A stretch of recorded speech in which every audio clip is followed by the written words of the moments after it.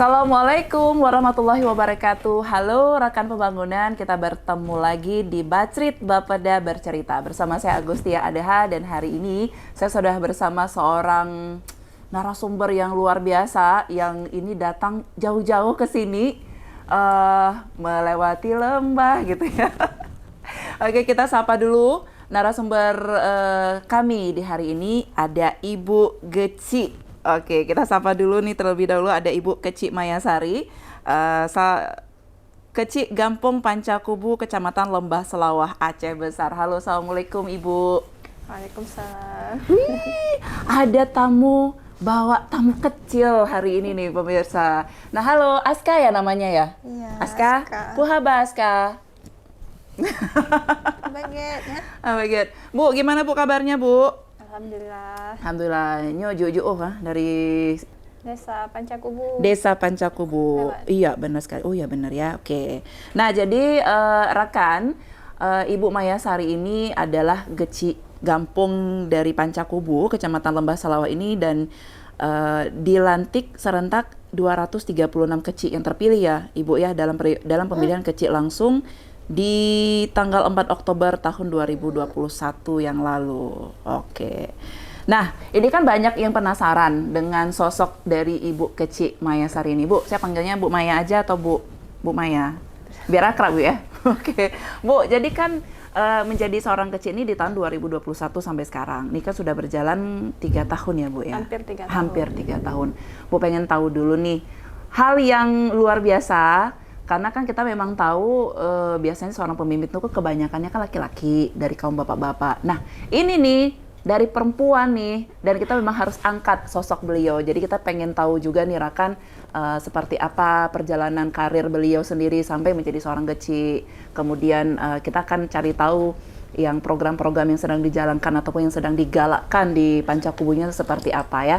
Jadi kita langsung aja nih, udah ngobrol-ngobrol sama Ibu Maya tadi. Bu Maya, by the way terima kasih banyak ya sudah datang ke ruangan Bacrit kita Bapeda Bercerita dengan Aska. Halo Aska, ini jejak digitalnya tadi kalau kata Tante Kiki ada di sini. Ada saya di sini ya. Iya kan? Iya. Bu, boleh cerita nggak sih Bu perjalanan pertama kali? Maksudnya Ibu itu sebelumnya pendidikannya di mana sih Bu? Kalau pendidikan itu yang S1 ya? Ya, S1 ya. Di Universitas Iskandar Muda. Unida Unida ya. Unida. Jurusan Perbankan Syariah. Pokoknya Perbankan. kalau udah masalah laporan keuangan, udah oke lah. Ya cocok kan? Nggak juga. masih belajar. Tapi kan ada ilmu yang bisa diambil, dipelajari, dibawa ke dunia pemerintahan sekarang gitu ya. Bu Maya, penasaran sebelumnya kita flashback dulu nih, waktu mencalonkan diri itu kenapa gitu tiba-tiba yang kayak tercut, aku nih kayak harus nyalon nih gitu. Boleh cerita nggak sih sama rekan pembangunan, Bu? Sebenarnya nggak mencalonkan diri sih, lebih ke dicalonkan. Dicalonkan kebetulan kemarin itu waktu pemilihan keci, pemilihan kebetulan nggak ada yang naik, nggak ada yang mencalonkan diri, maksudnya kan. Memang waktu itu kebetulan juga orang tua mama itu sebagai anggota pemilihan, anggota pemilihan, jadi yang mencari calon gitu. Waktu itu kebetulan beberapa lama mencari calon, kebetulan nggak ada yang mencalonkan diri. Sampai mama iseng-iseng bilang kamu aja yang jadi keci ya gitu. Kamu aja yang naik, yang mencalonkan diri sebagai keci. Sempat mama ini ngapain sih gitu. Ngapain sih, masa iya kita yang cewek yang jadi keci gitu, masa iya, nggak mungkin lah gitu ya. Nggak mungkin lah. Habis itu selang beberapa hari lagi gitu mungkin cari lagi memang nggak ada gitu, nggak ada. Kebetulan memang ada satu, cuman butuh satu lagi yang untuk menjadi kompetitornya gitu. Sampai mama berapa kali tanya mau nggak jadi kecil gitu, alah janganlah, dek lah gitu kalau bahasa Aceh ya. Ayo kumai. Mungkin gitu ya, mungkin. Jadi kecil itu kan kita berat ya, apalagi kalau perempuan itu nggak mau sampai berapa saat. Jadi kemarin tuh pas pemilihan pencarian calon kan ada batas waktunya gitu kan, sampai diperpanjang lagi batas waktunya, masih belum dapat. Belum dapat sehingga mama tanya lagi, ya udahlah jangan mengecewakan orang tua lah gitu. Kemarin tuh coba lah gitu ya, coba ya udah Aci gitu kalau bahasa aja kita coba aja gitu. Itu pun gimana ya, saya sendiri asal coba aja gitu, asal coba aja, maksudnya nggak saya sendiri berpikir nggak mungkin terpilih lah gitu ya, nggak mungkin terpilih, biar jadi kompetitornya aja, biar ada nanti kan kalau misalkan pemilihan ada yang, maksudnya ada yang pesaingnya gitu, bisa dipilih yang cowoknya, saya jadi pesaingnya aja gitu. Malah berharap hari itu jangan terpilih. Jangan ada gitu. Jadi memang awalnya nih Rakan tadi kan Ibu Maya, karena memang mamanya adalah seorang yang berkecimpung di dunia itu, kayak mencari kandidat-kandidat gitu. Cuman setelah waktunya yang dikasih nggak ada yang mencalonkan diri, nggak ada atau gimana? Nggak, maksudnya apa sih kendala orang-orang yang mungkin saat itu nggak mau mencalonkan? Apakah karena nggak punya pengalaman atau memang karena terbatasnya dengan prosedur itu? Kan tadi juga cerita Ibu Maya ya, ada masalah ijazah juga menjadi fokusnya. Iya. Kalau masalah pengalaman sebenarnya lebih banyak pengalaman orang-orang yang awal di situ ya. Ya itulah kami memang di desa itu terkendala itu dari segi ijazah yang tadi saya bilang, memang banyak dari masyarakatnya itu nggak ada ijazah, yang masyarakat yang awal ya. Itulah jadi dari segi ijazah memang kami kekurangan dari segi masyarakatnya ya, sehingga ya mungkin dari itulah mencari calon kemarin tuh nggak ada yang naik, nggak ada yang mencalonkan diri mungkin. Oke, jadi terpilihlah ternyata yang tadinya mikir udahlah kayaknya Hanaso yang pilih Lun kan, dan juga berharap Bu Maya ini nggak ada yang milih gitu, dia cuma kayak jadi tim Hori aja lah gitu ya.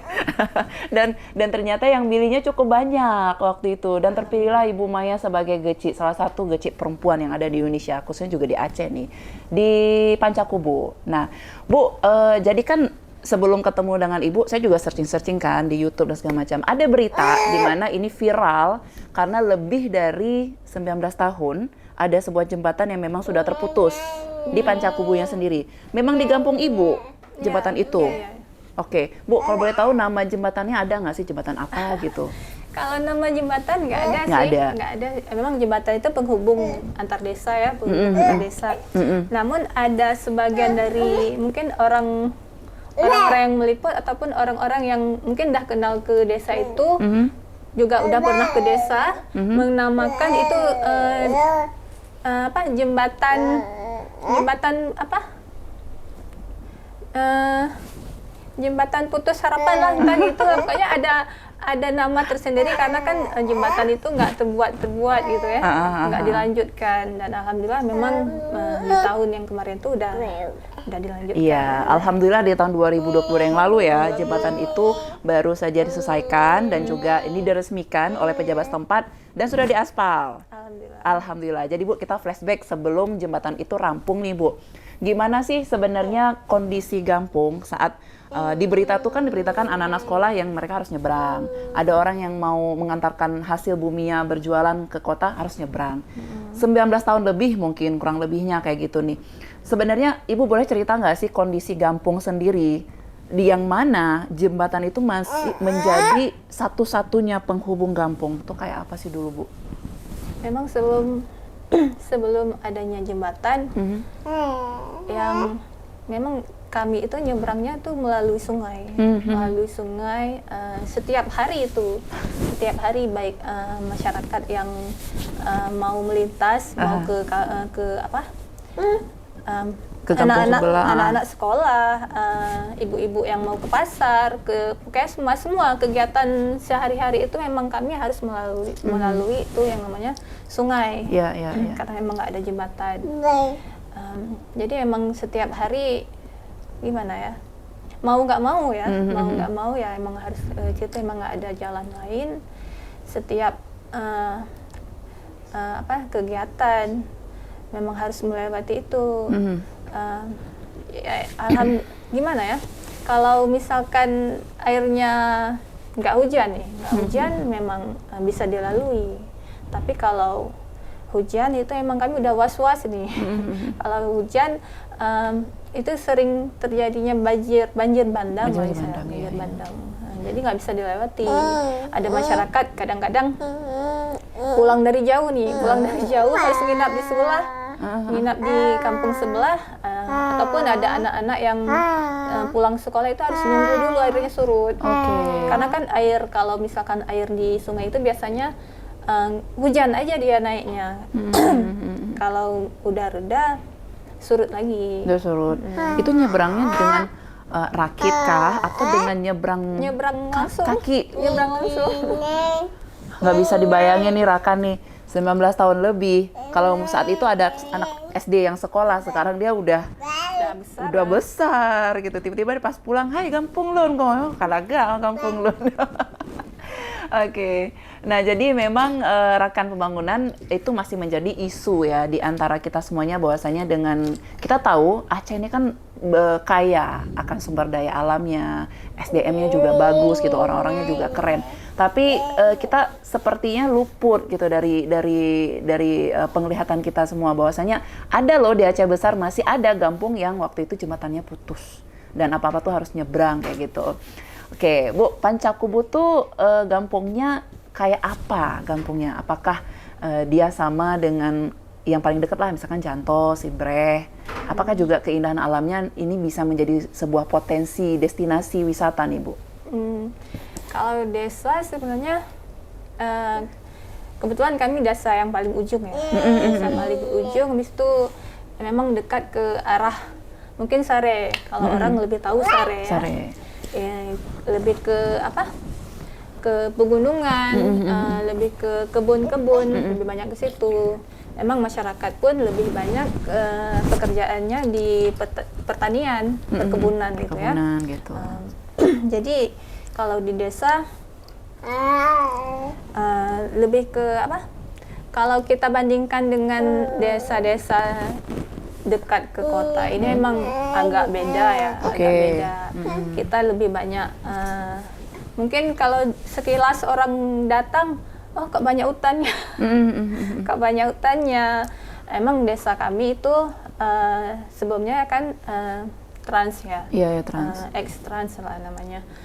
Jadi kalau rumah antara satu rumah ke rumah lain itu agak jauh-jauh, berjarak-jarak, karena kan luas-luas lah ya, tanahnya luas-luas. Jadi kan kayak di samping-samping rumah itu lebih banyak kebun, hutan gitu. Malahan di belakang rumah itu kebun langsung. Jadi kayak gawa ya. Iya kan? Tanah pribadi berarti kan. Oke. Bu Maya, di Kampung Pancakubu tuh fasilitas umumnya apa aja yang ada? Sekolah, puskesmas, atau apa sih yang bisa kita obrolin gitu? Kalau di desa, kalau untuk sekolah itu enggak. Sekolah kami ada di desa sebelah. Itulah tadi masyarakat seperti anak-anak sekolah itu harus nyebrang, itulah sekolahnya di sebelah. Seberang. Kalau pustu ada, cuman kami nggak ada bidan tetap. Bidan pembantu yang ada di setiap posyandu datangnya. Jadi memang nanti sewaktu-waktu mereka datang kayak gitu. Terus kalau misalkan ada kondisi urgent nih Bu, ada yang sakit gitu, itu gimana aksesnya Bu? Kalau dulu ya, kalau sekarang kan alhamdulillahnya sudah ada jembatan, sangat terbantu. Kalau dulu ngebayanginnya gimana nih Bu? Kalau dulu nggak bisa kita bayangkan.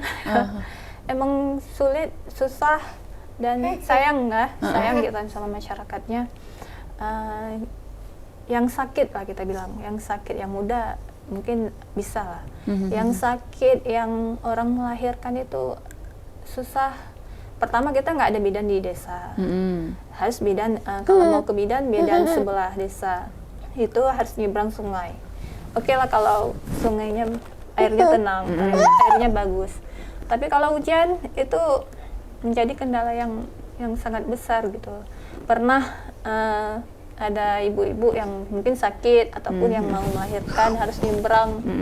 Pertama nyebrang sungai dengan kondisi air yang kayak yang naik gitu, yang emang susah, mungkin digotong rame-rame gitu. Kemudian segi jalan pun kemarin tuh belum teraspal, udah kita nyebrang sungai, habis itu bagi ibu hamil, udah nyebrang, habis itu jalannya lagi yang batu ya, jadi mungkin belum sampai ke tempat puskesmas aja udah melahirkan di jalan.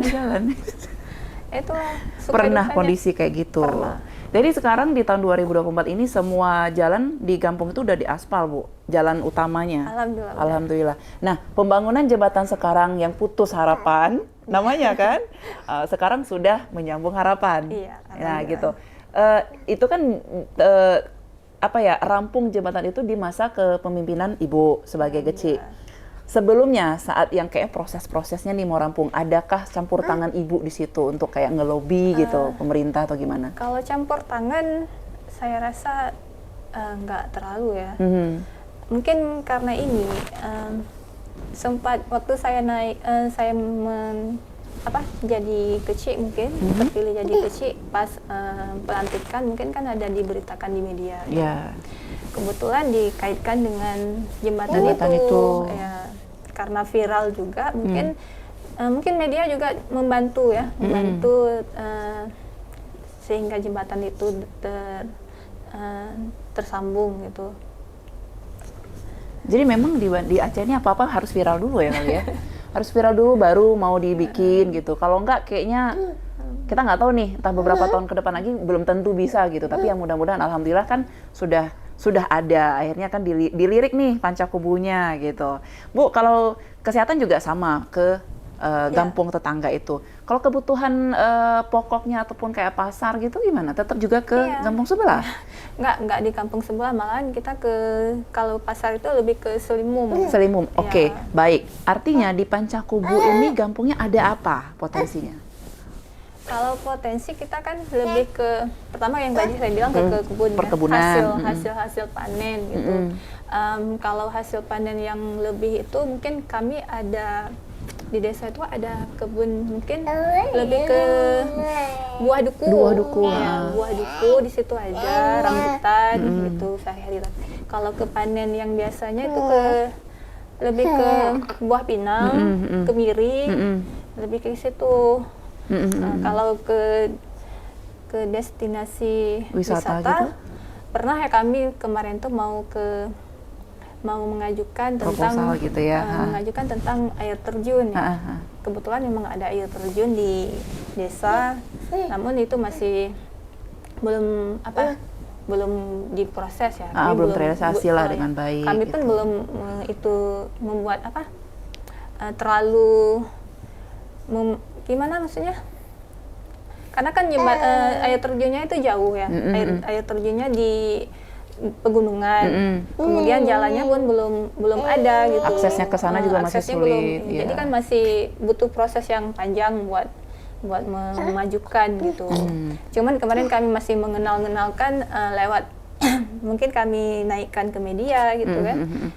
Habis itu sampai kemarin ada juga dari mahasiswa mau pergi gitu, karena kan pernah KKN.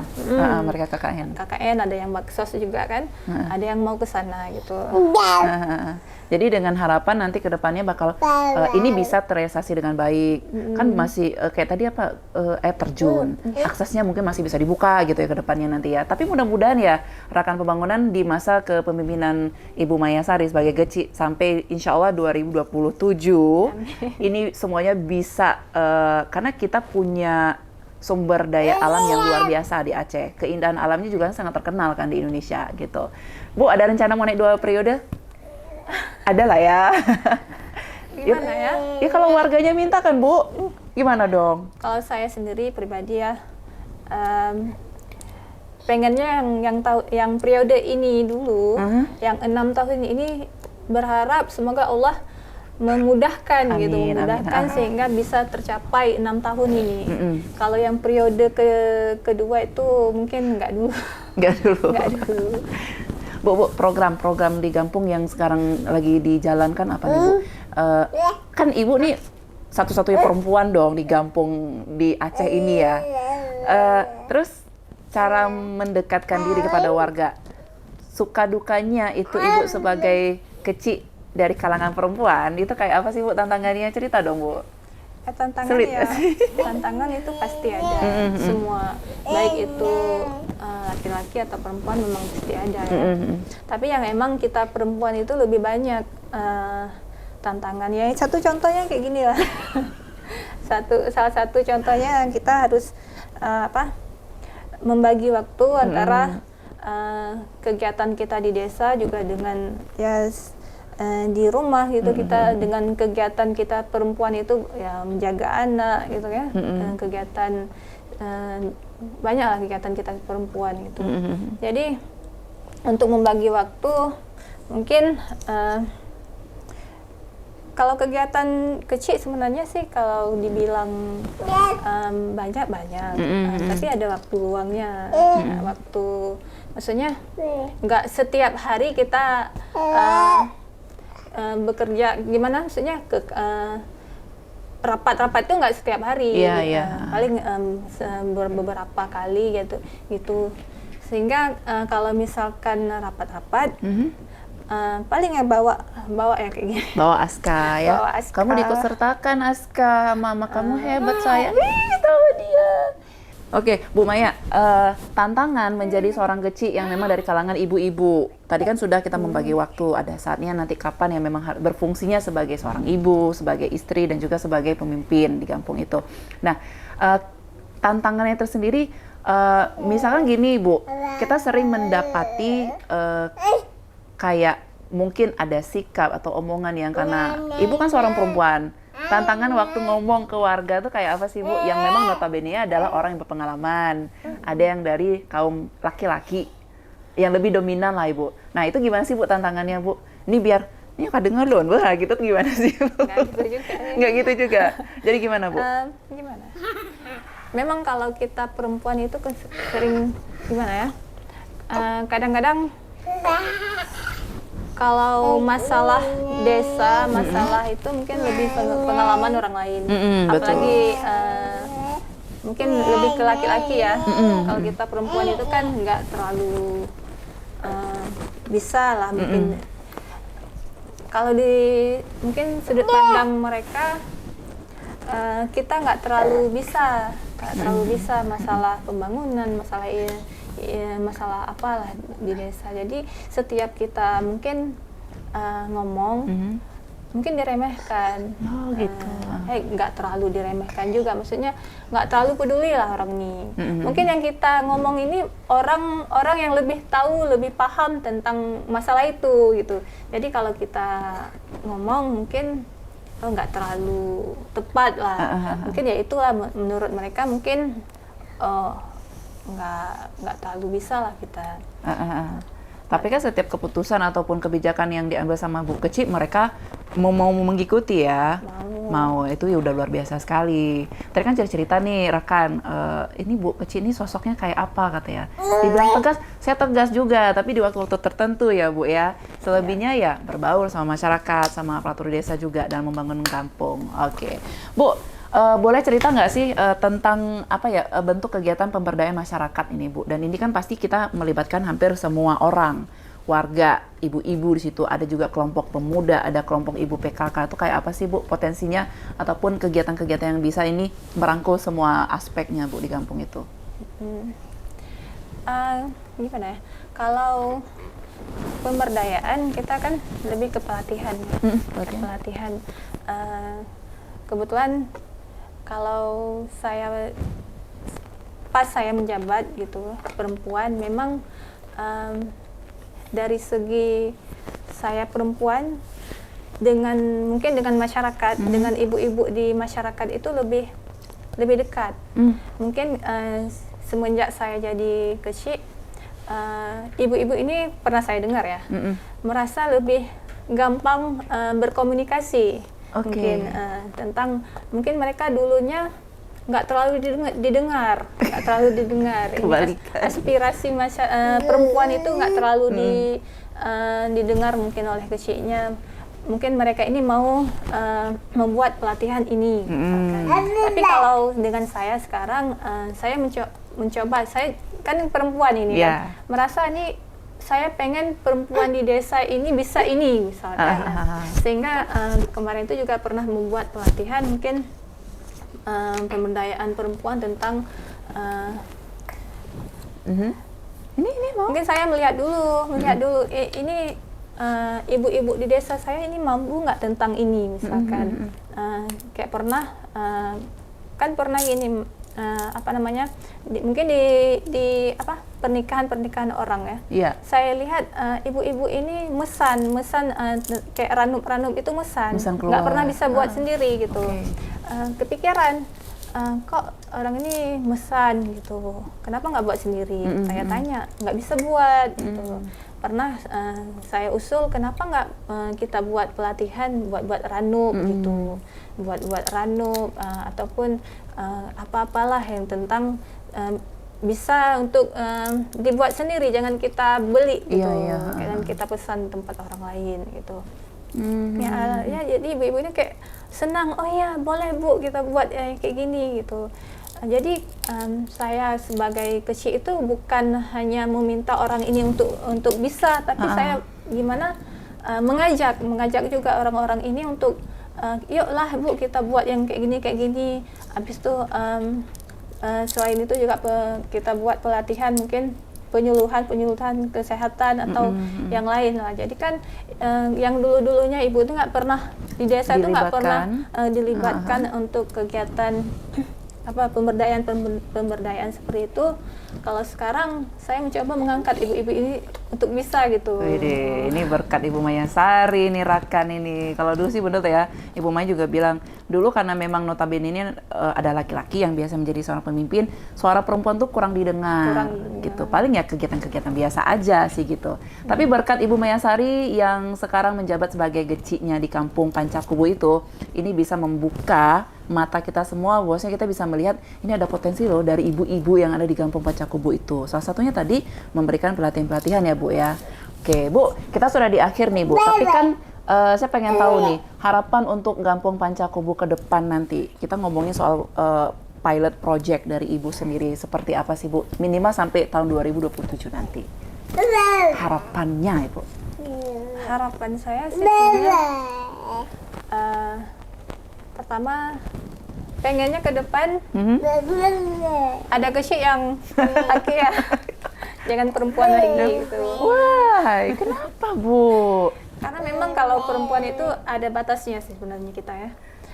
Ada batasnya, misalkan ada tempat-tempat yang nggak bisa kita masuk. Misalkan nanti kayak dengan mungkin bukan hal-hal gimana ya, ada rapat-rapat mungkin lebih ke harusnya laki-laki yang masuk situ, yang maju gitu, yang maju. Tapi kita perempuan ini kadang-kadang terbatas, ruang geraknya. Iya, terbatas. Jadi kalau untuk memajukan desa kita pengennya memang yang benar-benar mampu gitu, benar-benar mampu dari segi apapun gitu bisa. Kalau saya kadang-kadang merasa lebih banyak dibantu orang-orang seperti tuaput gitu, perangkat-perangkat, karena memang saya sendiri saya merasa memang saya kurang bisa gitu, kurang mampu. Jadi kalau apapun itu lebih banyak bertanya sebenarnya, dan alhamdulillah juga perangkat-perangkat mereka mau bekerja sama ya, dan mereka juga paham. Tapi kan Bu Maya, maksudnya gini, kita kan sudah berada di zaman modern, zaman emansipasi wanita tuh memang dia bisa melakukan apapun kan Bu? Bisa. Yang nggak bisa dilakukan laki-laki kan mengandung, melahirkan, menyusui, semuanya kita bisa lakukan Bu. Sampai tak pegak panyet bisa kita Bu. Tapi Rakan, entah nanti kita ke depan seperti apa Pancakubu, kita berharap ini kan bisa menjadi sebuah kampung yang maju, yang punya potensi luar biasa sekali, dan ini juga udah bisa dilirik oleh tingkat nasional, insya Allah juga bakal internasional, karena juga punya alam yang indah sekali ya Bu ya. Tapi Bu, saya nggak pengen lihat ibunya insecure. Ibu tuh cantik, ibu muda, masih 29 tahun, tapi sudah menjadi seorang pemimpin dari kampung. Saya Bu, sudah kepala 3, belum jadi apa-apa Bu. Ya, itu alhamdulillah juga ya. Dengan gimana ya? Dengan umur saya segitu, kebetulan juga kemarin tuh waktu jadi kecil belum nikah juga. Itu yang juga salah satu yang jadi viral kemarin tuh ya. Iya. Alhamdulillah memang kalau kita bilang alhamdulillah ada orang yang mungkin nggak mampu. Nggak mampu, iya. Alhamdulillah. Saya sebenarnya bukan mampu juga. Alhamdulillah saya mencoba untuk bisa gitu. Semangat ya Bu Mayasari, Anda luar biasa sekali. Ini kan menjadi juga contoh untuk kami semuanya agar bisa maju lebih baik lagi ke depan. Nggak semuanya punya privilege seperti itu, nggak semuanya juga punya kesempatan seperti Ibu Mayasari. Jadi Geci, Kampung Pancakubu, di mana kita memang harus membawa kampung yang bisa dikatakan apakah itu kampung yang paling ujung, entah itu ada sebutannya kampung tertinggal dan segala macam. Kita akan merubah stigma masyarakat terhadap Kampung Pancakubu ya. Bu, semangat ya Bu ya. Saya pengen nanti sama teman-teman tim Bacrit bisa datang ke Pancakubu dan kita bisa duduk di sana di bawah air terjun sambil ngobrol, makan pisang goreng. Apa sih bahasa Aceh pisang goreng? Bada. Oke Bu, terima kasih sekali lagi sudah datang dan juga hadir di Bacrit, Bapak Dah Bercerita. Insya Allah kita terus memberikan informasi ya, Rakan, edukasi juga ya. Nanti kita lihat suatu saat nanti Aska sudah duduk di sini. Gantiin mamanya. Mama atau Umi sayang manggilnya. Oke, Rakan, jangan lupa subscribe kita di semua sosmed, ada di Facebook, Twitter, apalagi ya, TikTok, YouTube, dan juga Instagram kita di Bapeda Aceh. Oke, kita bakal ketemu di lain kesempatan dengan narasumber yang keren-keren nanti. Di luar sana kita akan cari tahu seperti sosok dari Ibu Mayasari. Thank you ya Bu, semangat. Hai, semangat. Kita pamit ya, assalamualaikum, sampai jumpa Rakan.